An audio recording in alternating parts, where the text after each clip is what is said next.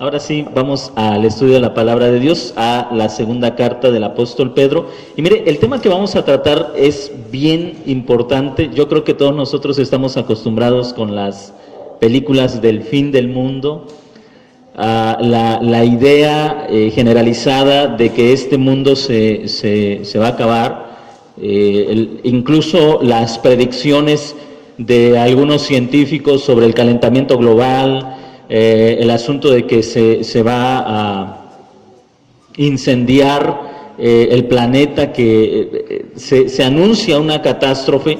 Y creo que la segunda carta de Pedro nos va a ayudar a entender, a comprender con claridad los eventos que se acercaban y que los apóstoles, como el mismo Señor Jesucristo, anticipó para la iglesia del primer siglo, y qué es lo que nosotros esperamos para el futuro, qué es lo que nosotros estamos esperando. Probablemente lo que aprendamos en esta tarde sea muy diferente a lo que conocemos, a lo que creemos, a lo que nos han enseñado, a lo que hemos visto en las películas, pero le aseguro que esto es lo que la palabra de Dios enseña. Entonces, segunda de Pedro, capítulo 3, verso 7, vamos a leer el verso 7, y de ahí nos vamos a ir al verso 10 hasta el verso 13.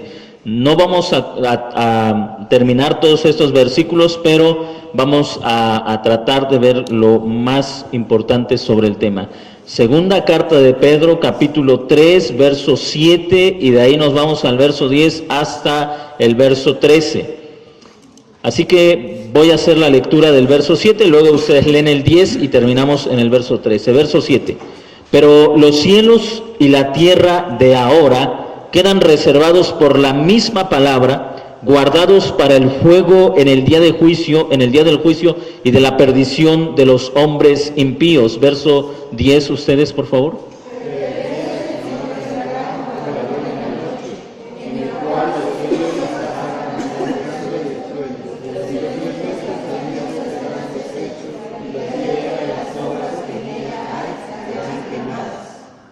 Puesto que todas estas cosas han de ser disueltas, ¿qué clase de personas es necesario que seáis en santa y piadosa manera de vivir?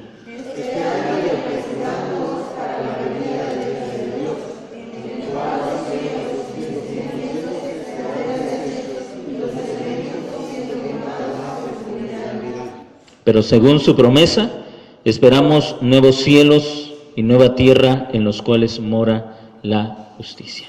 Incline su rostro. Padre, gracias por tu palabra. Gracias porque nos enseñas a través de ella lo que debemos esperar y la manera en que debemos vivir. Te damos gracias, Padre mío, porque de ninguna manera, Señor, nos has escondido las cosas, sino que nos las has revelado para que seamos conscientes y no ignorantes de lo que habremos de esperar, pero también de la manera en que debemos vivir. Gracias por tu palabra. Me confieso, Señor, delante de ti, incapaz de poderla entender si no fuera por la obra de tu Espíritu Santo. Ni mi mente tan finita, ni la mente de la persona más erudita o conocedora de los misterios y de la sabiduría o de la ciencia podría entender tu palabra si no fuera por la obra de tu Espíritu que nos capacita para poderla entender, Señor. Así que estamos delante de ti no como aquellos que saben, sino como aquellos que quieren saber, Padre.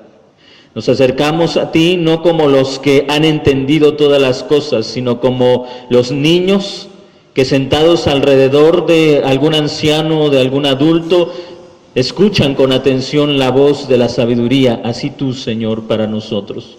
Todos nosotros no somos más que pequeños, sentados alrededor tuyo, esperando que la poderosa palabra que sale de tu boca ilumine nuestra mente y nos capacite para entenderte. Gracias. En el nombre de Jesús nuestro Salvador. Amén. Recuerda el tema que comenzamos a estudiar el domingo pasado, carácter y características.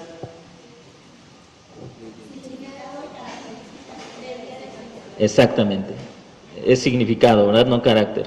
Significado y características del día del Señor. Recuerde que cuando estudiábamos este término, aprendíamos que el significado día del Señor habla de juicio, tanto en el Antiguo Testamento como en el Nuevo Testamento. Ahora, Siguiendo este tema, significado y características del Día del Señor, vamos a entender lo que el apóstol Pedro está enseñando en esta carta. Lo primero que quiero que ustedes entiendan es que cada una de las palabras que él está utilizando apuntan al Día del Señor, que en el caso del apóstol Pedro quedaba hacia adelante.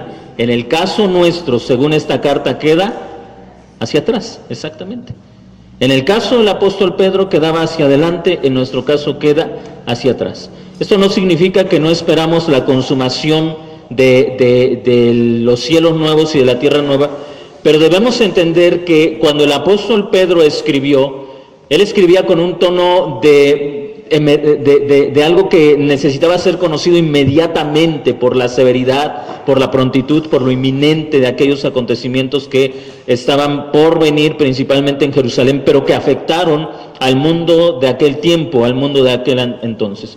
Cuando la Biblia habla del fin del mundo, que déjame decirle entre paréntesis que la Biblia nunca habla del fin del mundo, pero cuando la Biblia habla en términos cataclísticos, de cataclismos, cuando usa estos términos así de destrucción masiva y que erróneamente se han interpretado como el fin del mundo, la intención no es hablar de la destrucción del mundo. En el verso 7 encontramos una proposición, una verdad que nos va a ayudar a interpretar cuál es el propósito, cuál es la razón, cuál es el sentido de usar palabras tan impactantes, tan llenas de severidad, tan llenas de destrucción de parte del apóstol Pedro.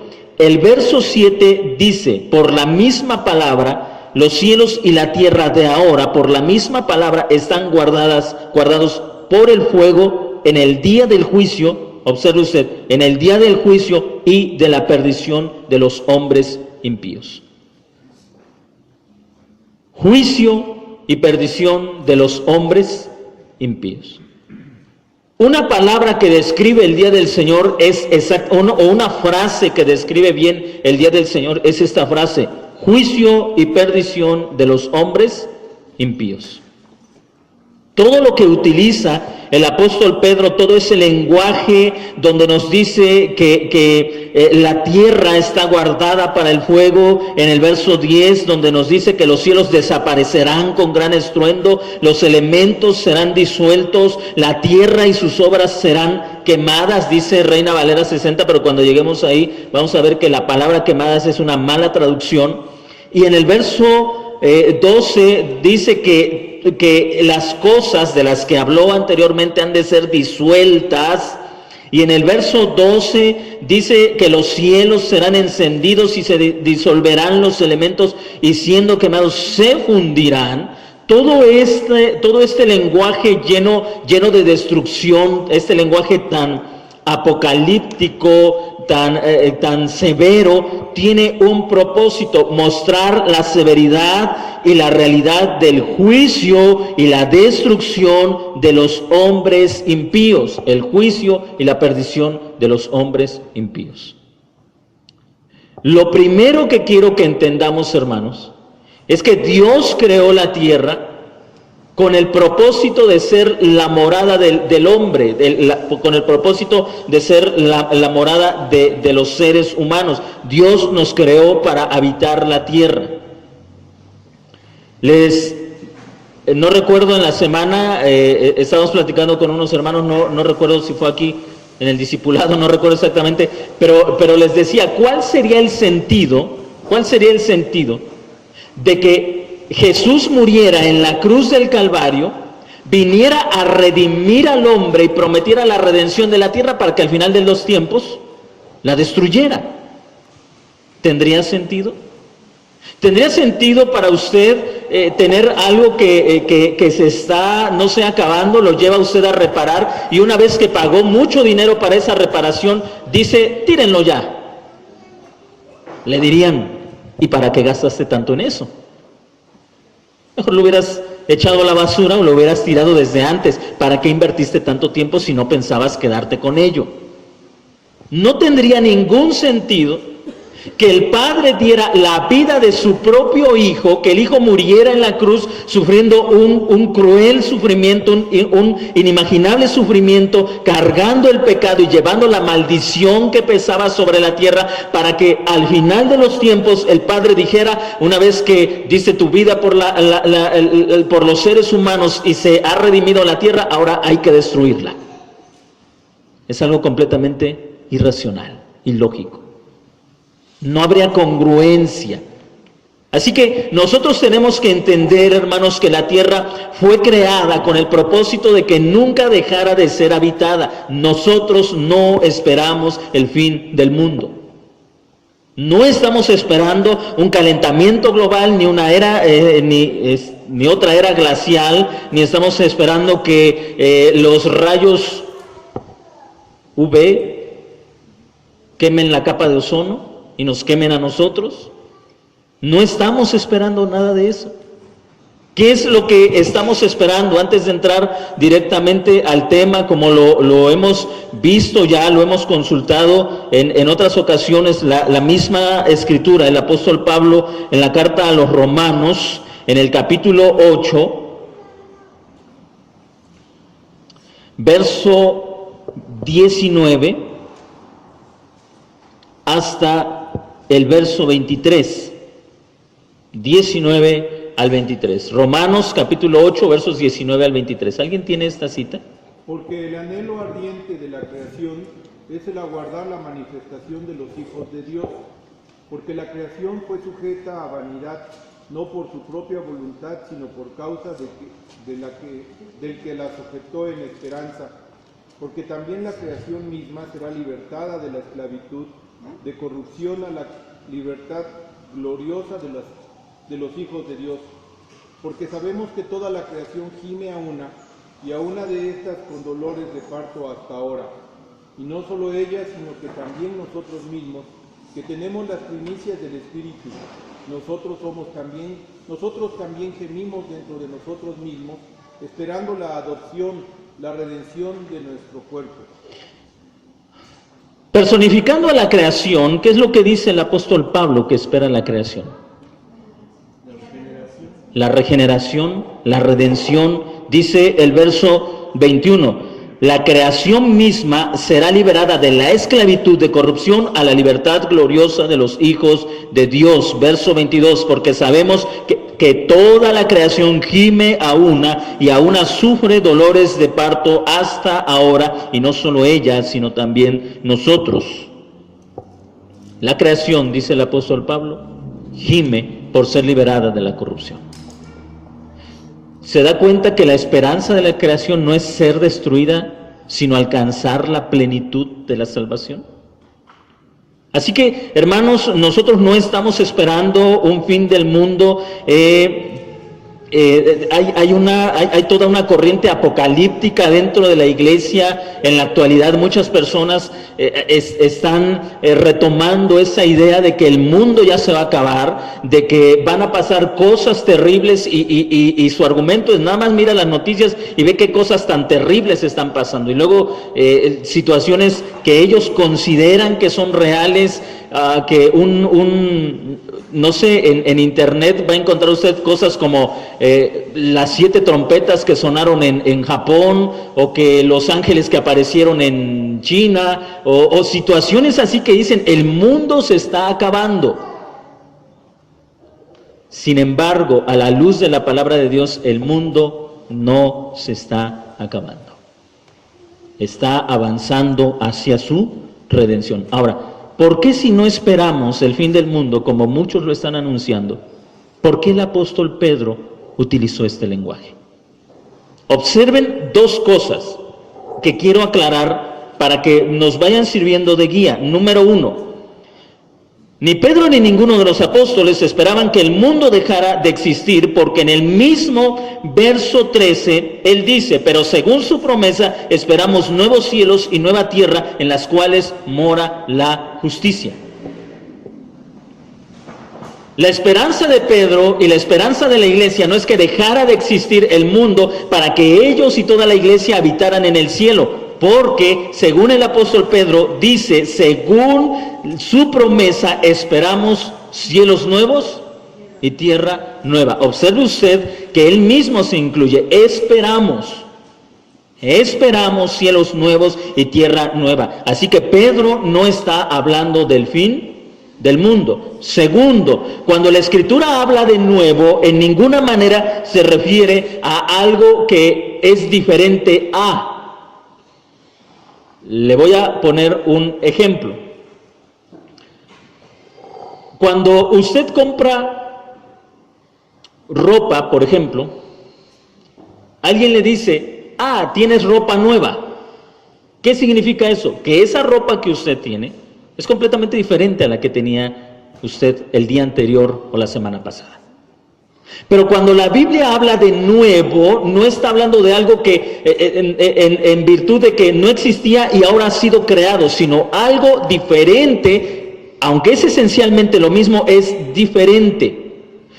En Deuteronomio, el Señor Jesucristo dijo, un mandamiento nuevo les doy, que se amen unos a otros.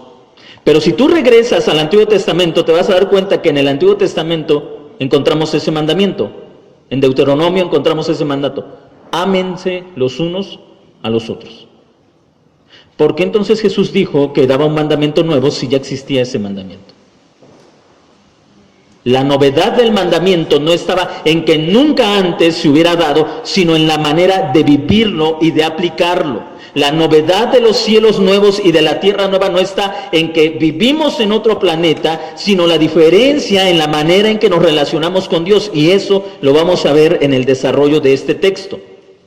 Así que quiero sentar dos aspectos. Cuando la Biblia habla del juicio, no está hablando de la destrucción del universo tal y como lo conocemos, sino está hablando de la perdición de los hombres impíos. Segundo, los cielos nuevos y la tierra nueva no son un planeta diferente en el que vamos a vivir, sino la diferencia de la administración de Dios y de la relación de Dios con el ser humano. Y eso es lo que vamos a desarrollar en este tema. Recuerde el tema significado y características de los últimos, del día del Señor. Significado y características del día del Señor.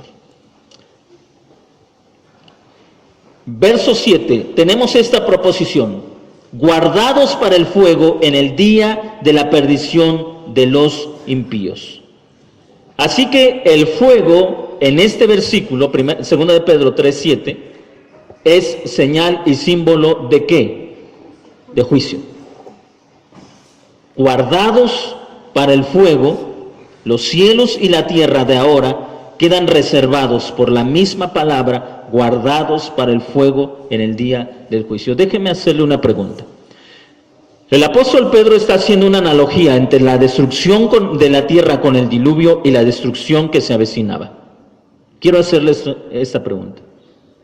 Cuando Dios destruyó los primeros cielos y la primera tierra con la inundación, ¿desapareció el planeta? No desapareció. ¿Quiénes desaparecieron? Exactamente, los impíos. Pero el planeta no desapareció. Quizá hubo una modificación por el juicio que cayó sobre la tierra de ese entonces. Pero la tierra no dejó de existir. No sacó Dios a Noé en un arca voladora y lo llevó a otro planeta para que ahí lo habitara. No hizo eso. Ellos rehabitaron un planeta que en cierto sentido había pasado. ¿Sí? Había pasado. Cuando Noé y su familia salieron del arca, creo que podemos decir con justicia que se encontraron con un mundo nuevo, completamente diferente.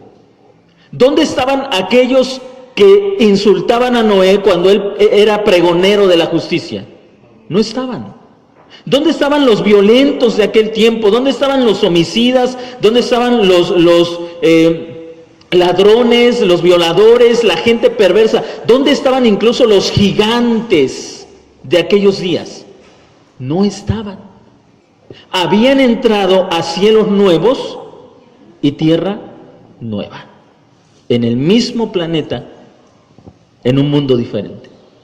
La misma analogía es la que está usando el apóstol Pedro. Recuerde usted, él está comparando la destrucción que se acercaba con la destrucción que había pasado.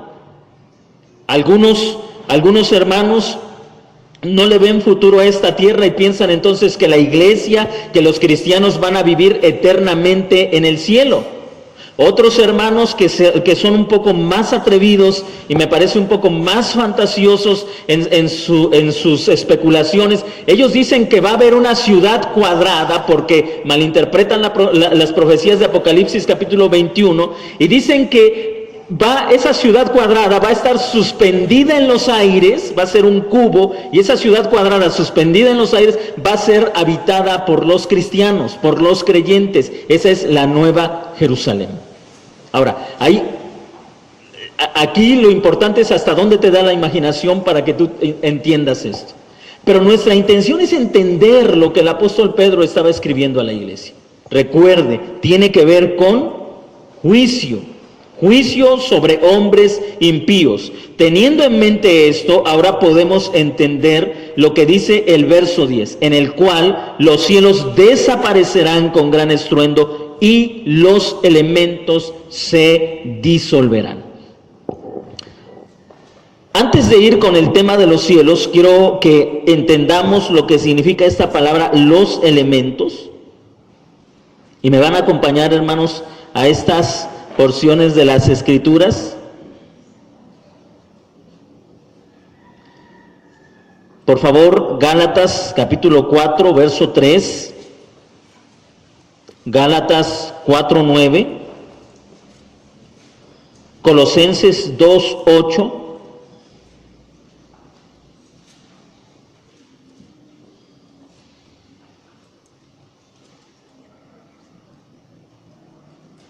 repito las citas, Gálatas 4:3, 4:9, Colosenses 2:8, Hebreos capítulo 5, verso 12.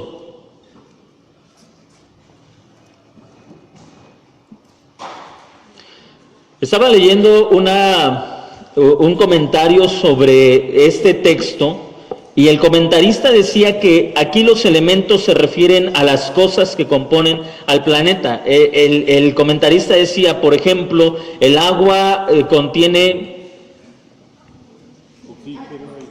oxígeno y hidrógeno. Y decía este comentarista, no olvidemos que estos dos compuestos son altamente flamables. Yo no soy químico, así que no sé si es verdad o no. Los químicos sabrán. Pero decía que estos dos compuestos son altamente flamables, que se incendian con facilidad. Así que para este intérprete, los elementos a los que se refiere el apóstol Pedro son cosas como la naturaleza, los árboles, el agua, todo lo que está dentro de la naturaleza que va a ser incendiado, según el concepto de este intérprete. Pero vamos a ver desde el punto de vista de la palabra de Dios qué significa la palabra elementos para Pedro, para Pablo y para los creyentes de aquel tiempo. Gálatas capítulo 4 verso 3, Gálatas 4, 9 y Colosenses 2, 8. ¿Alguien tiene las lecturas, por favor? Así también nosotros, cuando éramos niños, estábamos en esclavitud bajo los rudimentos del mundo. Rudimentos. La palabra que aparece ahí como rudimentos es la misma palabra griega que utiliza el apóstol Pedro, para elementos. Es la misma palabra. Vamos a ir teniéndolo en mente. Gálatas 4, 9. Mas ahora conociendo a Dios, o más bien siendo conocidos por Dios, ¿cómo es que os volvéis de nuevo a los débiles y pobres rudimentos a los cuales os queréis volver a esclavizar? Otra vez aparece la palabra rudimentos. ¿Cómo es que se esclavizan nuevamente a los rudimentos? Y es la misma palabra que utiliza Pedro para elementos. Colosenses 2, 8. Mirad que nadie os engañe por medio de filosofías y locas sutilezas, según las tradiciones de los hombres, conforme a los rudimentos del mundo, no según Cristo. Conforme a los rudimentos del mundo y no según Cristo. Tenemos la misma la misma palabra griega, y terminamos con Hebreos capítulo 5, verso 12. En realidad, a estas alturas ya deberían ser maestros y sin embargo necesitan que alguien pueda enseñarles las verdades más elementales de la palabra de Dios. Dicho de otro modo, necesitan leche en vez de alimentos sólidos. Las verdades más elementales o los rudimentos. Así que la palabra elemento que está utilizando el apóstol Pedro en este texto del capítulo 3, verso 10, donde él dice que los elementos, verso 10, el día del Señor vendrá como ladrón, en el cual los cielos desaparecerán con gran estruendo y los elementos se disolverán. Esta misma palabra es la palabra que se utiliza para referirse a lo elemental, a lo que es en principio, a lo que es rudimentario.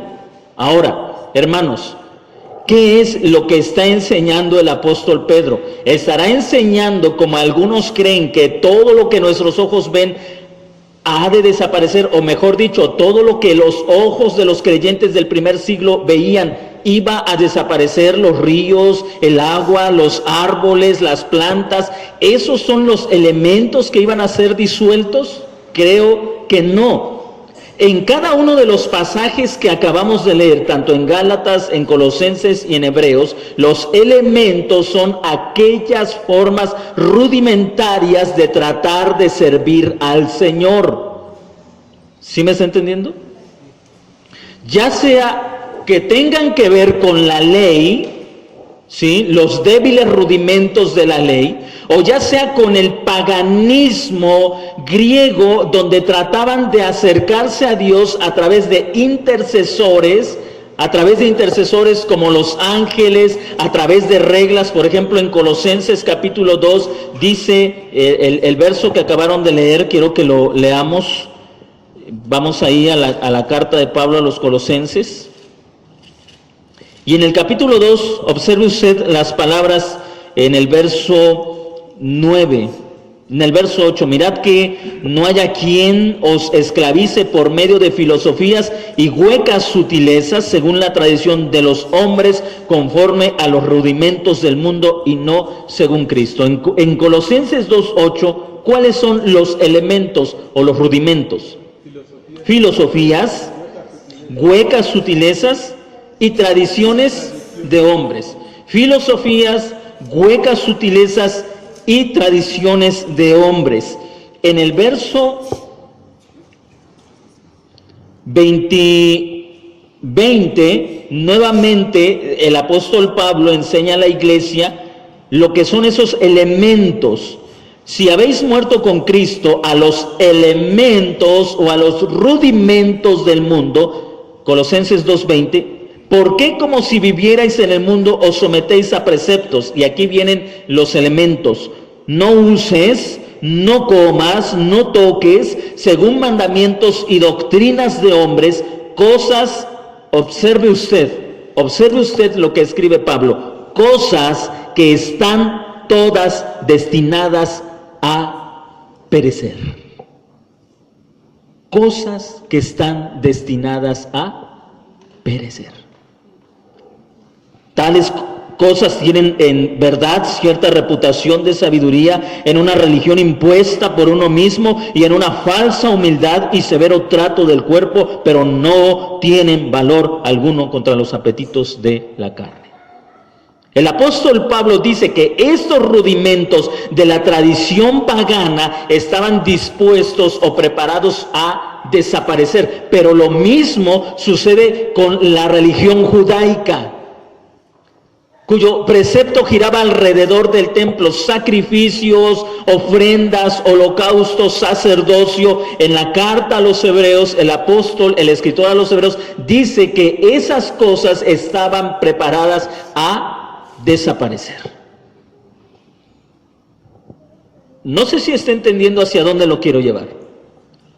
Pero cuando el apóstol Pedro entonces está escribiendo sobre los elementos que han de ser disueltos, no está refiriéndose a cosas físicas, no está diciendo los árboles se van a quemar, el agua se va a quemar, las cosas van a desaparecer. Está usando la misma palabra que usó Pablo, al cual él mismo hace referencia en su carta, cosas difíciles que ha escrito Pablo que son malentendidas, dice el apóstol Pedro. Está usando la misma palabra que usó el apóstol Pablo para referirse no a la creación, sino a las filosofías que los hombres han inventado para acercarse a Dios.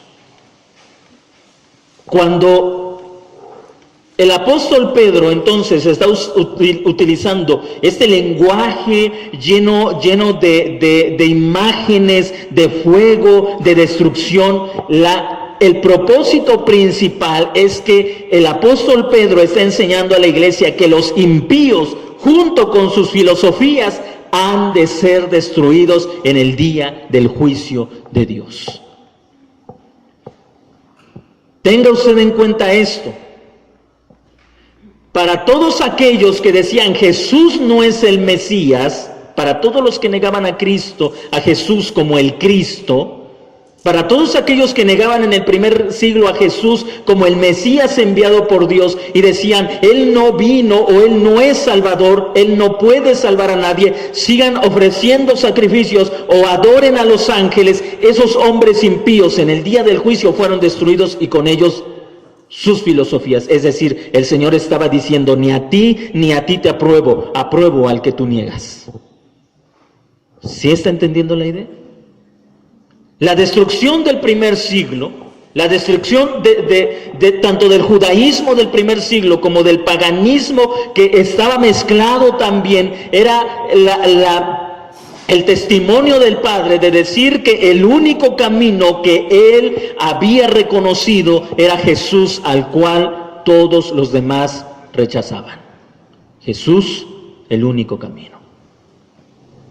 El apóstol Pedro entonces utiliza estos argumentos, utiliza estas imágenes, utiliza estas palabras para advertirle a la iglesia del primer siglo que estaba siendo tentada a abandonar la fe. Recuerde también que la carta a los hebreos tiene el mismo propósito, advertir a los creyentes del primer siglo a no volver al judaísmo, y se les escribe con estas palabras tan duras porque, hermanos, la idea sería esta, hermanos, si ustedes regresan a esas prácticas, entiendan, tanto los que las practican como las mismas enseñanzas van a ser destruidas.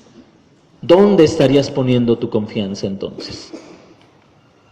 ¿Dónde estarías poniendo tu confianza? Quiero hacer una pausa y preguntarle si tiene usted alguna duda o si tiene usted algún comentario en este punto sobre estas características del día del Señor.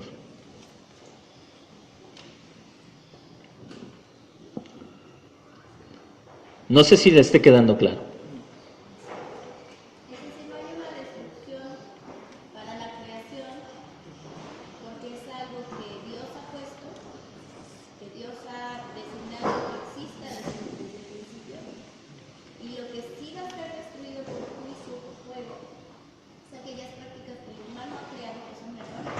Exactamente. Así es. Fue una realidad en el día del diluvio. Fue destruido el hombre con su filosofía. Cuando Noé sale del arca no se encuentra ni a los hombres ni a sus filosofías.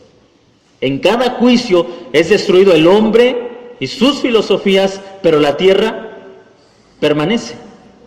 ¿Sí?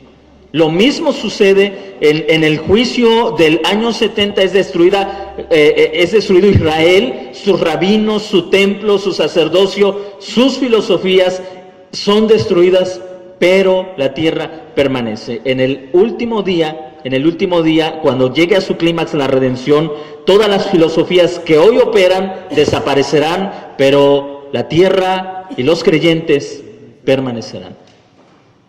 Keila.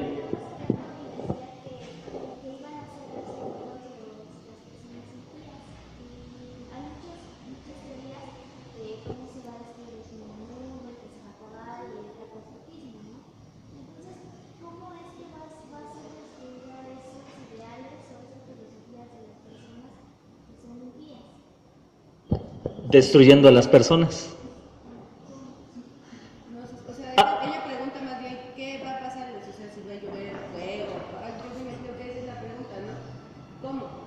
¿Cómo serían destruidas las personas? La manera en que el Señor va a acabar y ha acabado con las falsas enseñanzas es destruyendo a las personas, porque quien promueve la falsa enseñanza son las personas. Tomemos en cuenta que al inicio de la carta, el capítulo 2, por ejemplo, se nos habla de falsos maestros, y nos dice también la carta, capítulo 2, verso 5, no perdonó al mundo antiguo, pero guardó a Noé. Luego en el verso 10, verso 9, mas el Señor sabe rescatar de tentación a los piadosos y reservar a los injustos bajo castigo hasta el día del juicio.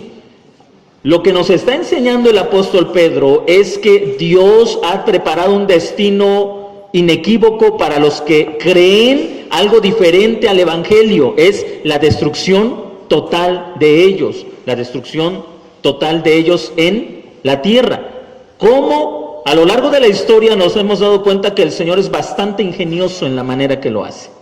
Lo ha hecho a través de una gran inundación, lo hizo trayendo juicio de fuego sobre Sodoma y Gomorra, lo ha hecho en guerras aniquilando a aquellos que se han apartado de la verdad, lo ha hecho con pestes, lo ha hecho de maneras diferentes.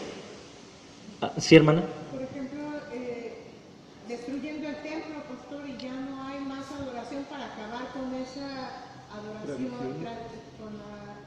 Así es, la misma destrucción del templo es una forma en que Dios dice, el templo no sirve más para adorarme a mí. Aunque el hombre insista, y le repito, existe una corriente actual de apocalípticos que dice el tercer templo se va a reconstruir, ya hay sacerdocio, ya se están descubriendo las vacas para el sacrificio. A pesar de que se hagan esos intentos, la destrucción del templo es una manera en que Dios dice, no sirve esa manera de adorar. Por ejemplo, y lo que está fuera de la Biblia me refiero a los sacrificios que realizaban en Mesoamérica, mayas, aztecas, todos ellos que hacían sacrificios humanos con la intención de adorar a un Dios, finalmente también Han pasado. fueron destruidos y no suceden esos sacrificios, no quedó rastro. Así es. Tal vez la historia, pero no se sigue. Nadie cree que esa sea una manera correcta, nadie dice hay que rescatar esos sacrificios porque es una manera correcta de adorar a Dios. Exactamente, han pasado, han dejado de ser, ¿sí? No sé, hermanos, si vayamos bien, si estemos entendiendo el argumento que quiero presentarles.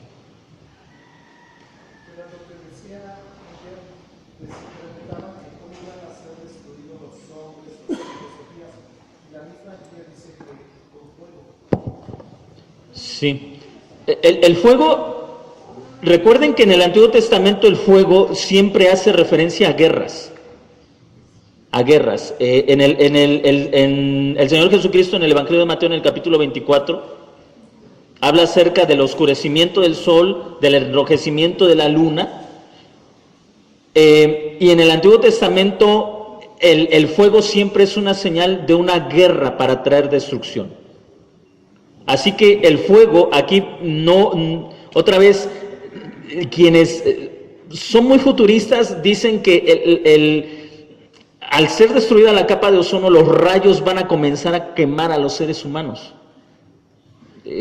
O sea, se imaginan una situación digna de Steven Spielberg, ¿no?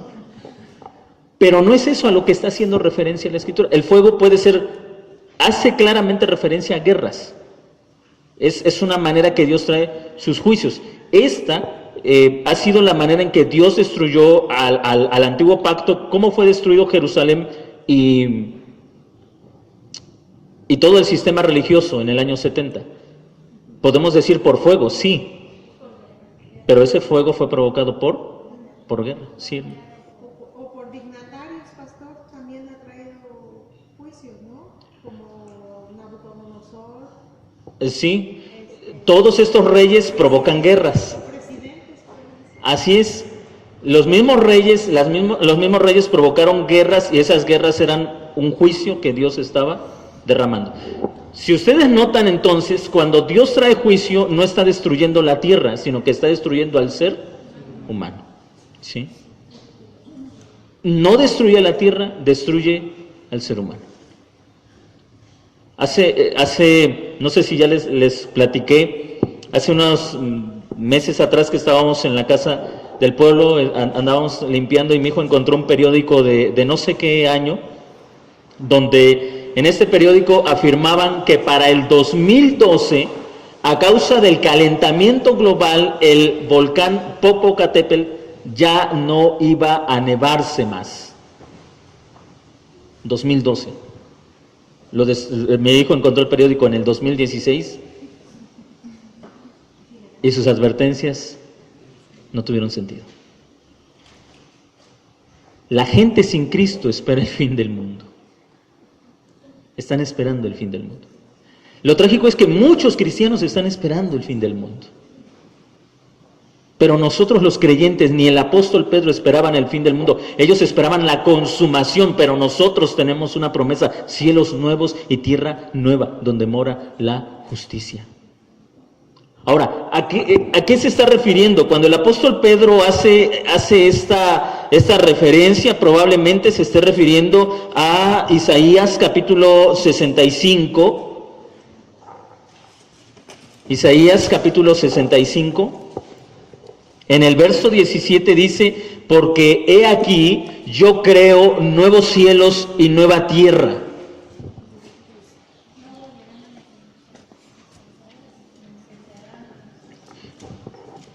Nuevos cielos y nueva tierra. Y de lo primero no habrá memoria. ¿De qué? No es que, hermanos, cuando está hablando el profeta Isaías, de lo primero no habrá memoria, no está diciendo, ya no se acordarán de que hubo animales o ballenas, ya no se acordarán de que hubo aviones y carros. No, eso ya habrá pasado. No está refiriéndose a eso. Observe lo que dice. Se gozarán y se alegrarán para siempre en las cosas que yo habré creado. He aquí, transformo a Jerusalén en alegría y a su pueblo en gozo. Me alegraré con Jerusalén y me regocijaré con mi pueblo, y ya no se oirá en ella voz de lamento y llanto. No habrá más allí niños malogrados, ni ancianos que no cumplan sus días, sino que el niño morirá de 100 años, y el que no lo alcance se tendrá por maldito. Edificarán casas y morarán en ellas. Plantarán viñas y comerán sus frutos. No edificarán para que otro habite, ni plantarán para que otro coma, porque los años de mi pueblo serán los años de un árbol.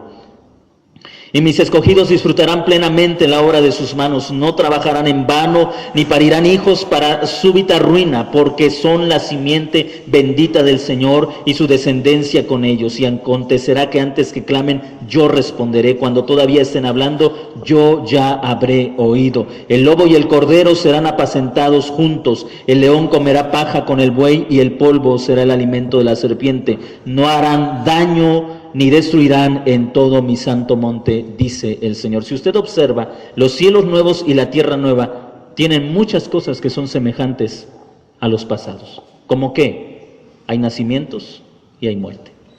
Hay matrimonios. ¿Por qué? Porque hay hijos.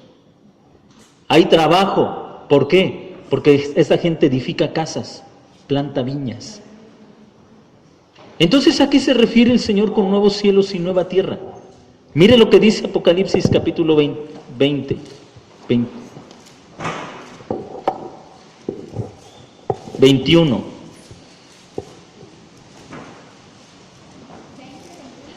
Apocalipsis 21, perdón. Capítulo 21. Vi un cielo nuevo y una tierra nueva, porque el primer cielo y la primera tierra pasaron y el mar no existía más. Y vi que descendía del cielo de Dios la ciudad santa, una nueva Jerusalén, dispuesta como una esposa ataviada para su esposo. Y oí una gran voz procedente del trono que decía: he aquí el tabernáculo de Dios con los hombres, y morará con ellos, y ellos serán pueblos suyos, y Dios mismo estará con ellos. ¿Qué significa cielo nuevo y tierra nueva? ¿Cómo? renovados. ¿Sabe cuál es la diferencia? Mejorado. ¿Diferente en qué? Ya no habrá memoria de los cielos y la tierra pasada. ¿Cómo era la tierra pasada? En la tierra pasada la presencia de Dios estaba lejos. En el cielo nuevo y en la tierra nueva, dice el verso 3, oí una gran voz procedente del trono que decía, he aquí el tabernáculo de Dios con los hombres. ¿Qué significa cielo nuevo y tierra nueva? Dios morando en medio de su pueblo. Por eso es que ya no habrá más memoria de las cosas pasadas. Antes, para tener comunión con el Señor, tendrías que ir a Jerusalén para estar en el templo del Señor, en la casa de Dios. Ahora, mis hermanos, lo que los profetas vieron, hoy lo estamos ya viviendo, no en plenitud, pero ya lo estamos viviendo. Le aseguro, mis hermanos, que si viviéramos en el antiguo pacto, nosotros no podríamos presentar nuestra adoración en este lugar. Porque en la Biblia dice en Deuteronomio que solamente se deberían ofrecer sacrificios, dice el Señor, donde yo te dijere. No en cualquier lugar. ¿Por qué? Porque solamente Dios había escogido a Jerusalén como Jerusalén, la ciudad de mi presencia. Y ningún otro lugar. ¿Dónde quedábamos nosotros? Si nosotros hubiéramos vivido en ese tiempo. ¿Dónde quedaban los mayas, los aztecas y todas esas culturas ¿dónde? ¿Había esperanza para ellos? No, no había esperanza. ¿Se da cuenta de la diferencia? ¿Se da cuenta que hoy nosotros estamos viviendo en cielos nuevos y tierra nueva que está llegando a su clímax, a su culminación? Muchos esperan cielos nuevos y tierra nueva en el futuro. Nosotros ya lo estamos viviendo. Sí, mire cuál es la esencia de los cielos nuevos y de la tierra nueva. Oí una gran voz procedente del trono que decía, he aquí el tabernáculo de Dios con los hombres, y morará con ellos, y ellos serán pueblos suyos, y Dios mismo estará con ellos, y enjugará toda lágrima de sus ojos, y ya no existirá la muerte, ni habrá llanto. Déjeme hacerle una pregunta, ¿existe la muerte? Sí y no. No, porque Cristo la venció en la cruz del Calvario, y Pablo pudo decir en ese momento en 1 Corintios capítulo 15, ¿dónde está, oh muerte, tu aguijón? ¿Dónde, oh sepulcro, tu victoria? La muerte no existe ya más. ¿Sabe qué decía el apóstol Pablo de los que murieron? Él decía, ellos duermen, pero no están muertos. Déjeme volverle a preguntar, ¿existe la muerte? No. ¿Y qué pasa entonces con la gente que hemos enterrado? A la luz de los cielos nuevos y de la tierra nueva, ellos no están muertos, porque las primeras cosas ya pasaron. Cristo venció en la cruz del Calvario a la muerte. La muerte ha sido derrotada, la muerte ha sido vencida. Las viejas cosas ya pasaron, no tiene más poder la muerte sobre nosotros. Tanto es verdad esto que Cristo se levantó de la muerte, como dice la Escritura, suelto del poder de la muerte. Las palabras del profeta Oseas fueron una realidad en la persona de Jesucristo. El profeta Oseas habla de estas palabras: en aquel día yo diré, muerte, yo soy tu muerte. Y el escritor a los Hebreos dice que Cristo venció a la muerte para liberar del poder del pecado a los que por el pecado estaban sujetos a la muerte. Así que permítame preguntarle de nuevo, ¿existe la muerte? No, no existe más la muerte. Para aquellos que no son creyentes, para aquellos que no están en Cristo, para esas personas sigue existiendo la muerte. Para ellos sí, porque la única manera de que la muerte ha dejado de tener realidad en nosotros o ya no tiene poder sobre nosotros es porque estamos en Cristo. Él se levantó de los muertos y por lo tanto nosotros al estar en Él no morimos más. Entienda aquí que no morir más implica nuestra unión con Cristo. ¿Sí me está entendiendo? Si usted tiene alguna duda, por favor, pregunte. A mí me emociona mucho esto, porque simplemente es lo que anhelaron los profetas ver y que nosotros estamos viviendo. Pastor, en todo lo que hemos leído hasta ahorita, no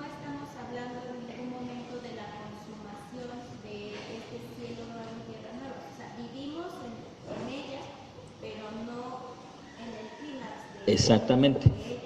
¿La escritura habla en algún pasaje, en algún libro, sobre esa consumación, cómo es? Los versículos o los capítulos que tenemos son los que utilizamos para hablar de la consumación, son los que hablan del inicio, porque al entender el inicio puedes mirar hacia el frente y ver lo que espera. ¿Sí? Como dice el apóstol Pablo a los Corintios, que vamos como la luz de la aurora, de aumento en aumento hasta que el día llega a su cenit, hasta que el sol llega a su cenit. ¿Sí? Lo que ha empezado en Cristo, estos cielos nuevos y esta tierra nueva, no hay manera de detenerlo. Va de aumento en aumento en aumento hasta que la gloria sea perfecta. La muerte, Satanás han sido derrotados, aunque ciertamente la Escritura en Apocalipsis capítulo 20 habla del último juicio donde Satanás y la muerte son lanzados al lago de fuego eterno. ¿Sí? Esto está en el futuro, sin embargo la derrota ya no hay vuelta atrás. Observen cómo tanto en Isaías capítulo 65 y en Apocalipsis capítulo 21, los santos y los justos todavía lloran. Hay sufrimiento, hay dolor, pero ¿cuál es la diferencia? La diferencia es que si el tabernáculo está en medio del pueblo, Él, dice la Escritura, versículo Apocalipsis capítulo 21, verso 4, y enjugará toda lágrima de sus ojos, y ya no existirá la muerte, ni habrá ya llanto, ni clamor, ni dolor, las primeras cosas pasaron. Recuerda aquí que las primeras cosas pasaron tienen que ver con la manera en que el Padre, en que Dios se relacionaba con el hombre. ¿Sí? Esas primeras cosas han pasado. ¿Dónde? Donde todo el culto del Antiguo Testamento tenía un propósito, decir, eres culpable y mereces ser castigado, culpable y mereces ser castigado. Ahora ya no hay ninguna condenación para los que están en Cristo Jesús. Dígame si eso no debe provocar alegría en el pueblo de Dios. A veces decimos, quisiera vivir en un lugar donde no hubiera tantos problemas económicos, donde no hubiera tanta enfermedad. Muchos se imaginan así los cielos nuevos y la tierra nueva. No digo que no vaya a llegar a ese grado en la culminación, pero no valoramos el tiempo que estamos viviendo. No sé si me está explicando.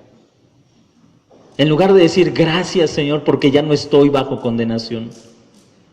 Si tengo necesidad, puedo entrar al trono de tu gracia y hallar socorro. ¿Por qué? Porque vivo en cielos nuevos y tierra nueva, donde mi oración es escuchada por ti, donde tú habitas en medio de nosotros, donde no estoy más solo, donde tú estás conmigo, donde si estoy triste, tú limpias las lágrimas de mis ojos. En lugar de valorar eso, decimos, ay, qué bonito será cuando pues ya no haya cáncer, ya no haya esto, ya no haya aquello. Qué bonito va a ser ese tiempo. En lugar de darle gracias a Dios por el tiempo que estamos viviendo. Cielos nuevos y tierra nueva. Cuando Pedro entonces hablaba del juicio y del fuego, no estaba diciendo que todo esto iba a ser consumido, sino que todos aquellos caminos que el hombre ha inventado para acercarse a Dios habrían de ser destruidos por una sola razón: Cristo es suficiente. Cristo es suficiente. Ahora usted y yo podemos acercarnos a la presencia de Dios en plena certidumbre de fe. Podemos vivir en esos cielos nuevos y en esa tierra nueva, donde puede usted estar gozosa, gozoso, satisfecho, contento, contenta, de que aquello que impedía que Dios habitara en medio de nosotros ha sido quitado de en medio. ¿Y qué era aquello que impedía que Dios habitara en medio de nosotros? El pecado. ¿Cómo fue quitado de en medio? Cristo murió en la cruz del Calvario y quitó el pecado de en medio. Por eso es que estar en Cristo es que esa palabra se cumple. Emmanuel, Dios con nosotros, Dios en medio de nosotros, el tabernáculo de Dios, el templo ha descendido, el Señor Dios habita en medio de su pueblo, en medio de nosotros habita. Nosotros somos su pueblo y Él es nuestro Dios. Él es nuestro Dios. Cierre sus ojos en esta en esta hora. Yo quiero que piense por un momento, ¿qué cargas puedes tener en tu corazón? ¿Qué ansiedad? ¿Qué necesidad? ¿Qué dolor? ¿Qué angustia? Que sea más grande que la verdad de que Dios está en medio de nosotros. ¿Qué sufrimiento más grande que pueda opacar la verdad de que Dios nos ha traído a una relación completamente diferente, a unos cielos nuevos y a una tierra nueva que esperan su culminación?